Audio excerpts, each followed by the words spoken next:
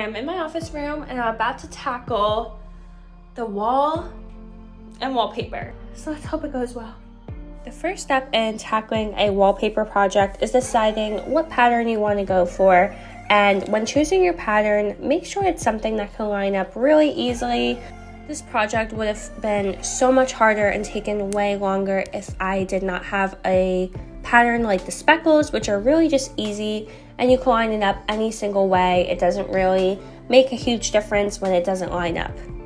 We did not have a ladder, and if you were trying to do something like this on your own, I highly suggest either getting a really tall step stool or a ladder if you are doing it by yourself. Thankfully, I had my extremely tall husband help me wallpaper. It might have taken some convincing, but he did a great job. Some positives of the Target wallpaper is that it's sticking really well. I've already had it up on my wall for about 2 to 3 weeks now, and it's not peeling at all, and it still just is all intact. A lot of reviews online, whether it was from Amazon or different sites, were saying that it was peeling and not really sticking, and we are currently renting a home, so we did not want anything permanent, so this was an easy peel and stick wallpaper, and it's staying amazing.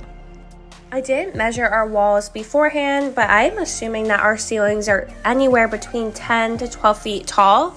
I had gotten 3 rolls of the Target wallpaper, which I believe is the brand Opal House. I will link it in my bio.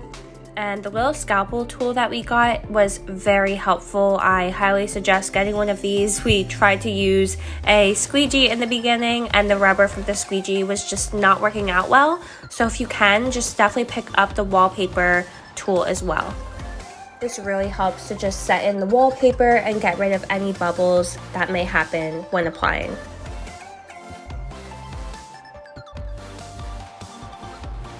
There are a lot of different wallpapers and sites that have wallpaper with lines on the back of it. That way when you're cutting and trimming, you're cutting straight across. That was an issue we ran into when doing the columns and having to trim the wallpaper. It wasn't exactly even, so we had to keep peeling it and reapplying.